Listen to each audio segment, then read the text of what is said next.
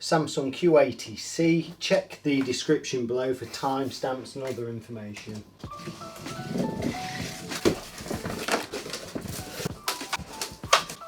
Quick setup guide, remote control and instruction book pack, bit of marketing POS, pedestal neck,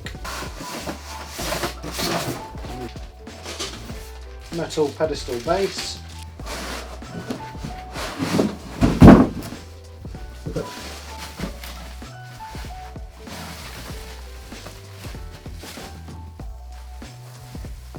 TV from the front, side and the back. Remote control instruction book pack. Okay. Figure 8 mains lead, right angled adapter to the TV, UK plug.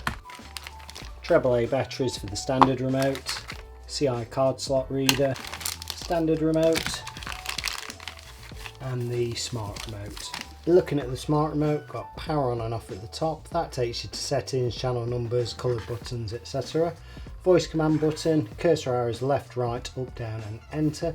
Back button, home button, play, pause. Press play, pause, you've got fast forward and rewind there. Volume rocks up and down and in for mute. Channels rock up and down and in for guide.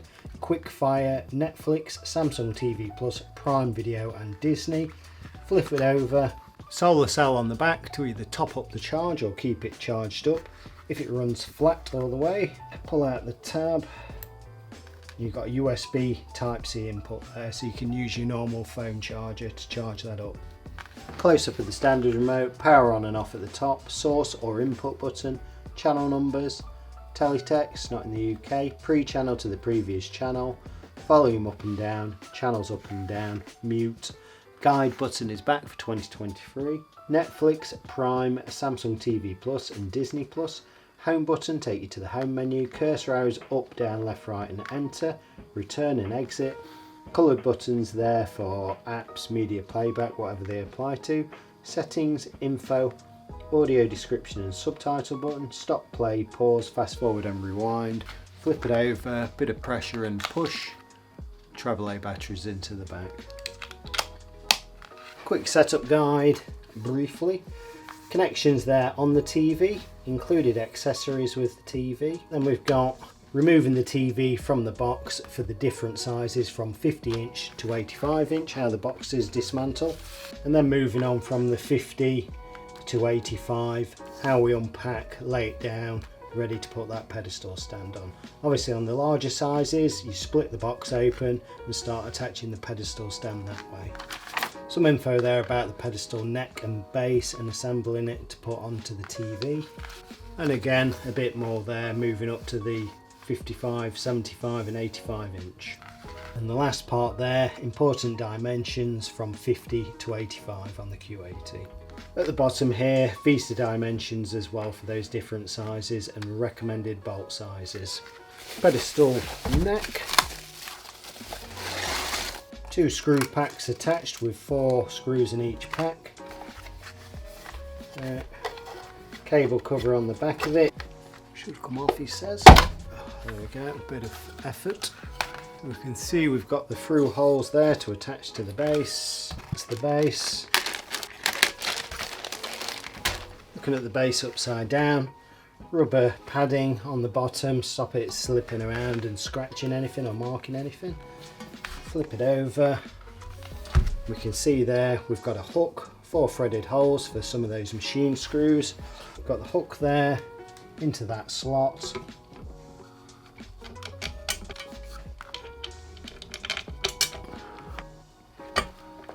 Quickly wind those in.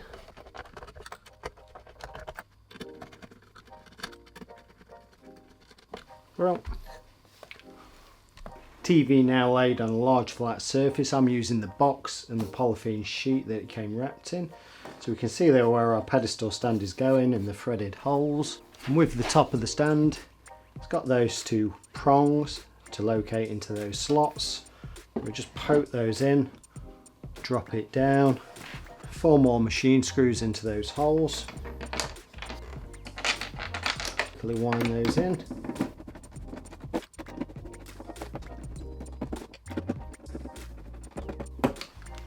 Grill, nice and solid.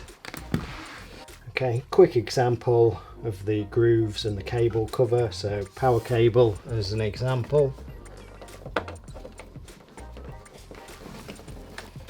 Get it in there. Pick an appropriate groove for the cable to run along in. Maybe that one actually.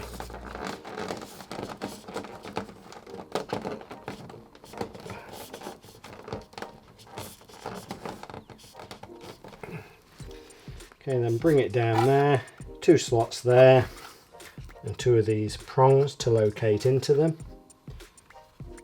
So it should slot into there and push down just to cover that and make it tidy. Obviously HDMI's, aerial, whatever, coming from that side, tuck into the appropriate grooves. You can also guide them down there. Just makes it look tidy from the front. We're not seeing messy wires everywhere. Now looking at the connections running down the side of the TV, and obviously we've got that CI interface there. So if we peel the sticker off, put the card slot reader into there. Although in the UK we don't use them, we've not seen them for donkey's years. But anyway, I'll zoom in here. Starting from the top down, USB half amp, USB 1 amp 5 volts. So on this TV, twin tuners, put an hard drive in there, you can record 2 channels at once. Digital optical audio out. HDMI 4 indicated for game, 3 is enhanced audio return channel, 2 and 1, so 4 HDMIs in total. LAN or wired internet input, twin sat there for watch and record, and aerial, which is a twin tuner. Onto the dimensions. This is the 55-inch model, pedestal base, nice and sensible. We'll do that first. 37 centimeters or 14.5 inches. The depth is 25 centimeters or 9.75 inches. The thickness of this TV, it is a bit of a thick one. At its thickest point, it's 47 millimeters. Height to the bottom of the TV, 6.5 centimeters or 2 5/8 inch. To the top, 77 centimeters or 30.25 inches. Width, 55-inch model, 123 centimeters. Looking at it from the back, it's got 200mm by 200mm VESA mounts. I think it's 22mm M8 bolts or 25mm M8 bolts with some washers on. Height to the centre of that first VESA mount hole, I'd say is about 293mm. So from the bottom to the centre of that first VESA mount hole, 293mm. TV is now connected with wired internet, aerial and mains. Just remove the protective plastic strip, PVP, and get the screen cover off.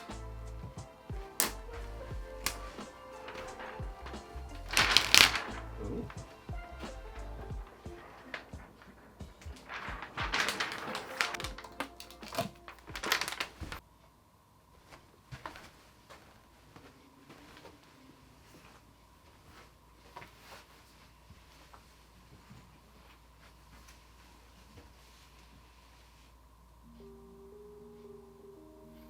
Okay, so press a button on the smart remote and it should start pairing.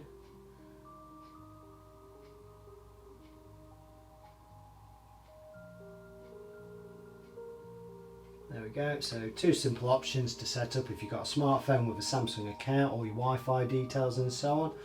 Go for that, it'll make it quick and easy. I'm going remote control step by step. UK, pop your pin in for future setups.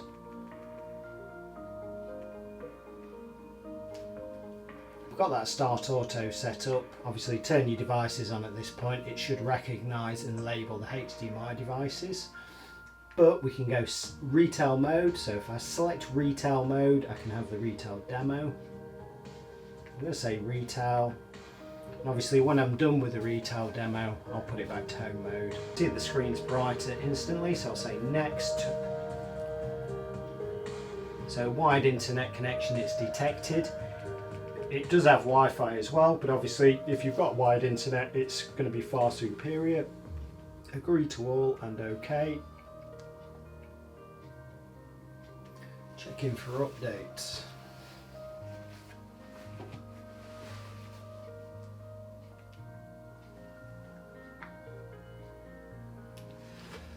Okay, sign into your Samsung account here. If you sign in, you can download further apps from the App Store. Also, you can use the voice command.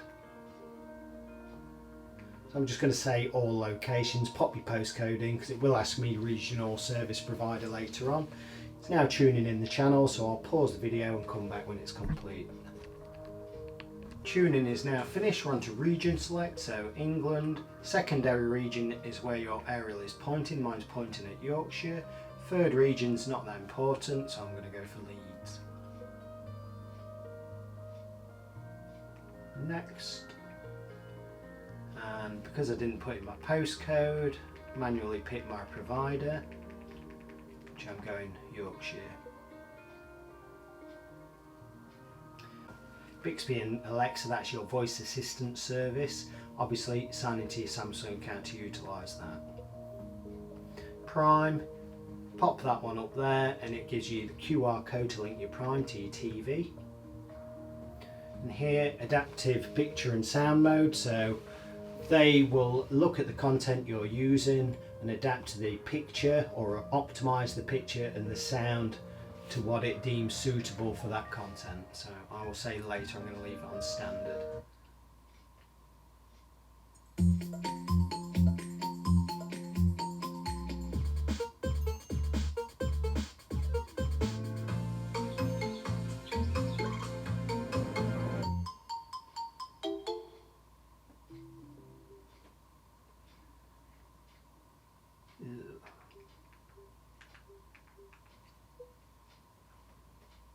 Okay, so I'm just going to wait for the retail demo to pop up.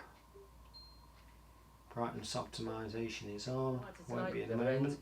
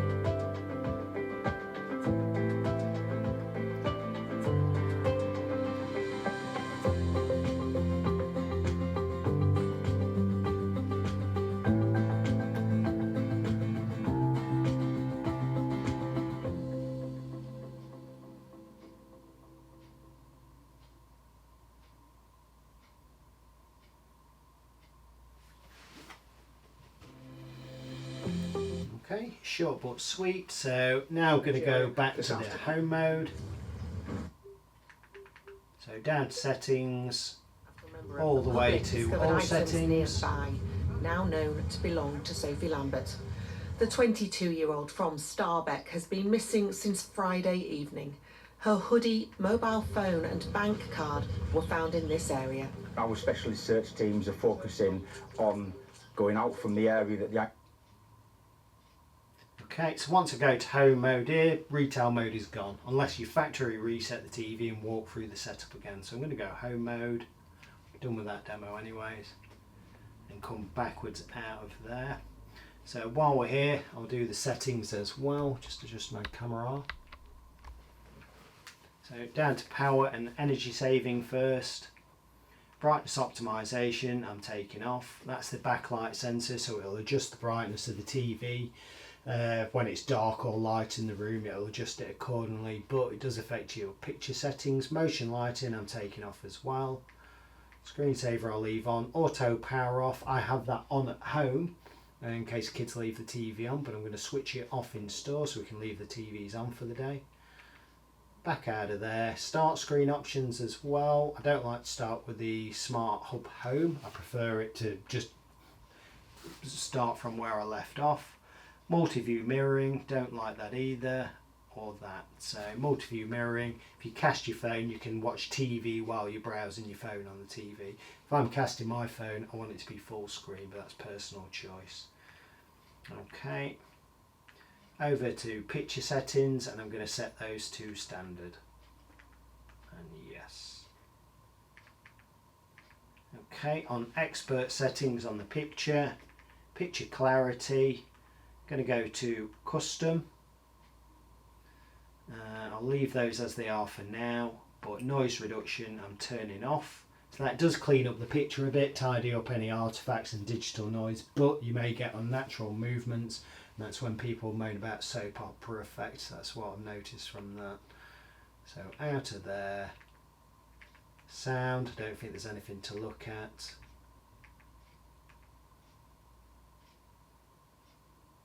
So you've got your eARC mode there. If you've got enhanced audio return equipment, turn that on obviously. It probably will go on automatically. Digital optical output, usually I'd put that to pass through as well. So if the TV's outputting Dolby Digital or Dolby Atmos from Netflix, it passes that on to my AV receiver or soundbar. So if you go PCM, you're only getting 2-channel stereo to it. Audio output delay, you can adjust there as well if you've got lip sync issues. Atmos is on. Auto volume, that should level the noise levels between TV and adverts. Whether it works that well, I'm not sure to be honest, so I'm leaving it off. And simultaneous optical output, so that's optical output all the time, regardless if you're using a Bluetooth speaker or ARC or anything like that. Okay, so out of there, find some HD content. Last hour, the House of Commons read the last rites on Boris Johnson's time as an MP. Okay, so we're on to live TV. This is BBC 2 HD through my aerial. So I'll just turn the sound up and then I'll start flicking between standard definition and high definition to see the difference the TV makes of of the it. Privileges Committee that found he had misled them. That's a standard What became definition. apparent today was that some of the country's best known Conservative MPs did too. Leader of the House, Penny Ward, Theresa High May definition. among them. There were Tory MPs speaking out in defence of Mr Johnson in the chamber, but their numbers were modest.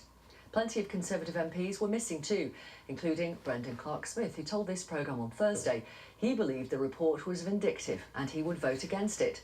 He tweeted today he'd be watching the Ashes instead. One person whose view we don't Standard definition. are just leaving after the vote. So, tell us what happened tonight. Well, Victoria, as you say, in the last hour or so, Parliament has voted overwhelmingly to declare that Boris Johnson deliberately misled the House of Commons over those Downing Street parties by 354 votes to 7. But I do have to say, it all happened after some parliamentary shenanigans. Back to HD. To avoid a vote, Boris Johnson's supporters wanted to avoid a vote. They just wanted this to go through on the nod. Labour and the SNP were determined to have a vote because they wanted to show that Rishi Sunak wouldn't be turning up for that. And I witnessed how those shenanigans took place. Just as it was called to a vote, I was standing in the press gallery. I could see down just before the vote was Back called. to SD.